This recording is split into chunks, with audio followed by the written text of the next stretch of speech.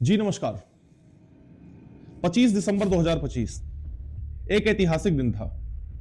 मैं आपको बताऊं कि जहां पूरा देश हमारा 25 दिसंबर को हमारे श्रद्धेय अटल बिहारी वाजपेयी जी की जन्म जयंती को मना रहा था, जगह जगह पर कार्यक्रम हो रहे थे, काव्य सम्मेलन हो रहे थे, वहीं पर इसी ही देश में खुलेआम मनुस्मृति जलाई गई। आप सोचिए कितनी शर्म की बात है हम हिंदुओं के लिए, जहां पर हमारे पवित्र ग्रंथों का इस प्रकार से अपमान किया गया। आपको वीडियो में साफ तौर से दिखाई दे रहा होगा कि यह दलित नेता किस प्रकार से मनुस्मृति के पन्नों को जला रहा है। आप सोचिए कितनी शर्म की बात है कि आप हिंदुस्तान में रहते हैं और हिंदुस्तान में ही हिंदुओं, जहां पे 80% आबादी हिंदू है, वहां पर एक दलित हिंदू के द्वारा हिंदुओं की ही सबसे ऐसी पुस्तक जिसको हम अपनी आस्था मानते हैं, जिसके आधार पर हमारी पृथ्वी का सृजन हुआ और जिसके आधार पर हमारे नियम कानून बने, हम आज उसी पुस्तक को जला रहे हैं। सोचिए हम कितने नीचे गिर गए हैं। आप समझिए, अभी कुछ दिनों पहले आपने देखा कि स्वामी प्रसाद मौर्य ने रामायण की प्रतियां फाड़ दी, लेकिन इस पर क्या किसी ने बोला? हां, बोलते कौन है? कुछ संगठन बोलते हैं, कुछ नेता बोलते हैं, जिनको अपने धर्म से लगाव है, जिनको अपने सनातन से प्रेम है। लेकिन खुलेआम इस तरीके से आज तक किसी भी सरकार में खुलेआम पब्लिकली आकर सोशल मीडिया पर ट्वीट करके लाखों लोगों ने ट्वीट किया, मनुस्मृति के पन्ने जला दिए गए, कितनी लोगों को खुशी हुई। क्या भाजपा सरकार को यह सब देखकर खुशी महसूस हो रही है? आप सोचिए, हम कहते हैं कि भाजपा हमारी हिंदूवादी सरकार है, हमारे राष्ट्र के लिए अच्छा करे, बहुत अच्छी बात है, आपने बहुत अच्छे अच्छे कार्य किए हों।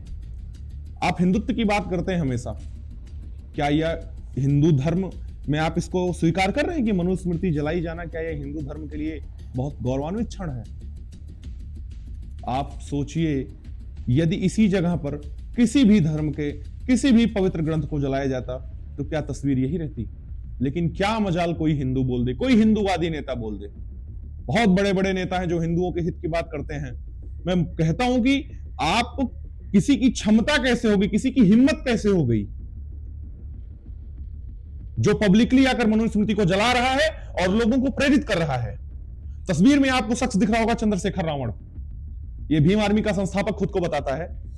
महज ये एक सांसद हैं, लेकिन इनको भारतीय जनता पार्टी की सरकार से, अमित शाह जी के आशीर्वाद से इनको Y+ श्रेणी की सुरक्षा मिली हुई है और ऐसा बंगला मिला है जो केंद्रीय मंत्रियों को मिलता है। 545 सांसद हैं, 543 और 2 एंग्लो इंडियन के लोग हैं, 545 सांसद हैं। क्या किसी भारतीय जनता पार्टी के ही सांसद को, एक नॉर्मल सांसद को जिसकी सरकार है, या किसी विपक्ष के सांसद को इतनी सुविधाएं, इतनी व्यवस्थाएं मिली हैं?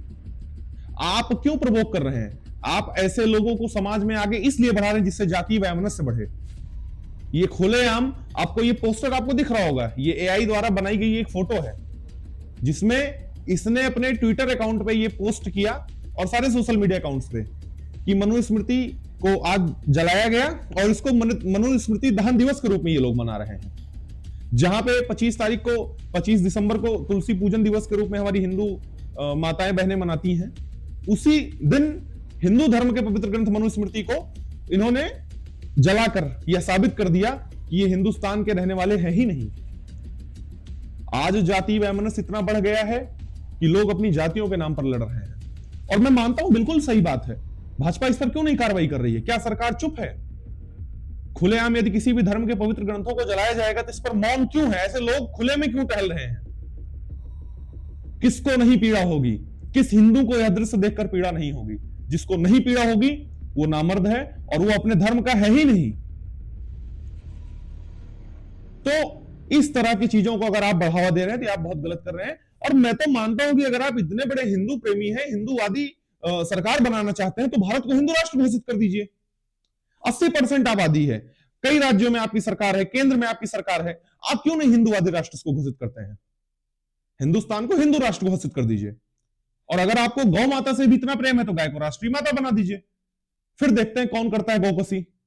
तो दिखाने के लिए, सोशल मीडिया पे चिल्लाने से, हिंदुत्व और फोटो डालने से और इन सब चीजों से आप हिंदुत्व को नहीं बचा पाएंगे। आप इसको स्वीकार करें, इस तरह के लोग जब तक बाहर हैं तब तक जाति वैमनस्य बढ़ेगा। और आज आपको बहुत अच्छा लग रहा है कि वोट मिलेगा हमको, वोट बैंक के लिए ये चीजें हो रही हैं, लेकिन भविष्य में एक ऐसा समय आएगा जब हमारी आपकी आने वाली पीढ़ियां हमें कोसेंगी, कि तब आप लोग कहां थे जब हमारे धर्म को, हमारे पवित्र ग्रंथों को जलाया जा रहा था, फाड़ा जा रहा था, हमारे आराध्यों को गालियां दी जा रही थी। और मेरा यह मानना है कि 2014 के बाद से ही ये सारी चीजें बढ़ी। तो भारतीय जनता पार्टी भले ही बहुत अच्छा कार्य करती हो, लेकिन उसको इस दिशा में जरूर कार्य करना चाहिए।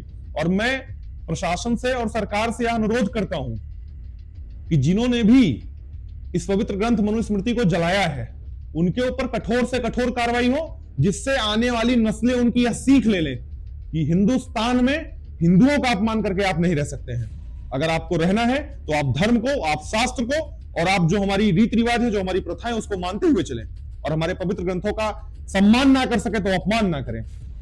बस आज के लिए इतना ही। अगर आपको वीडियो अच्छा लगा हो तो इसे जरूर शेयर करिएगा, जिससे हर एक व्यक्ति तक यह आवाज पहुंच सके और लोग अपने सनातन के प्रति, जो लोग का धर्म के प्रति सम्मान है, उसको बढ़ाएं और मेरी तरह हर एक व्यक्ति इस बारे में बोले। यह बिल्कुल गलत है, यह नहीं होना चाहिए। बस आज के लिए इतना ही। फिर मिलते हैं अगले वीडियो में। नमस्कार, धन्यवाद।